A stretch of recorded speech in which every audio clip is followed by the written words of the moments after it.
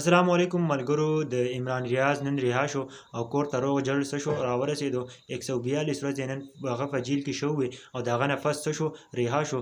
او بل طرف ته های کورټ هم د لاهور کومه های کورټ دی نو هغه سخته فیصله کړې وه چې د پنجاب آی جي ته که تاسو عمران ریاض رها نه کړو موږ به بیا سختې فیصلې اخلو او سخت کاروایي به کوو. نو د هغه د وجې نه نن څه شو عمران ریاض رها شو او عمران ریاض په روغ جوړ کور ته راورسېدو. مور یې ډېر زیات خفه وه د عمران ریاض بل ورور هغه ته به یې ویلې چې ته څه نشې کولی چې زما د زوی آزاد شي.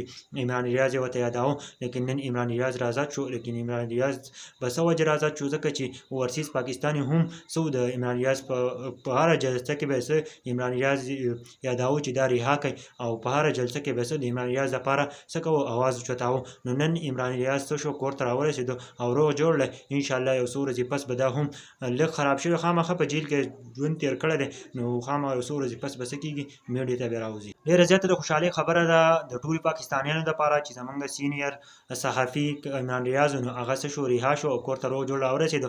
کومه عمله چې ورسره وه نو هغه کور ته روغ جوړ ورسوه. د هغوی نه هم تپوس کړی و چې دا کس به روغ جوړ ورسوئ چې هېڅ نقصان ورته ونه رسي. هغه روغ جوړ رسېدلی دی انشاءالله. یو څو ورځې پس به هم میډیا ته بېرته راځي لیکن هسپتال ته به هم ښایي ځکه چې لږ خامخا په جیل کې وخت تېر کړی دی نو هغه سوچونه کړي دي خپل بچو د خپلې مور او د خپلې ورونو د دې د وجې نه هغه منټلي به خامخا لږ خراب شوی نو دې وجې نه به هغه څه کوي هسپتال ته به وړي نو هسپتال کې به ښایي چې دا څنګه دی نو بیا به د هغه نه وروسته هغه میډیا ته راځي خپل صحافت ته به بېرته راځي خپله زندګي به څه کوي بېرته به څه کوي هغه شان شروع کوي څنګه چې مخکې وه. نو انشاءالله خدای رحم وکړو عمران ریاض آزاد شو او ټولو پاکستانیانو ته خوشخبري وه. نو موږ هم ویل چې تاسو سره پکې یو څو خبرې وکړو. موږ له هم پکار ده سوشل میډیا ورکران یو نو تاسو سره هم دغه ویډیو شریکه کړه. ویډیو ضرور شیر کړئ چې د ټولو خلکو ته پته ولګي. ډېره د خوشحالۍ خبره وه چې موږ د دې وجې نه هم ویډیو جوړه کړه. نور ویډیوګانو دپاره زمونږ د یوټیوب چینل او د فیسبوک پیج ضرور فالو کړئ چې موږ ویډیو جوړو نو اولنی نوټیفیکیشن به څه درځي تاسو ته درځي. موږ په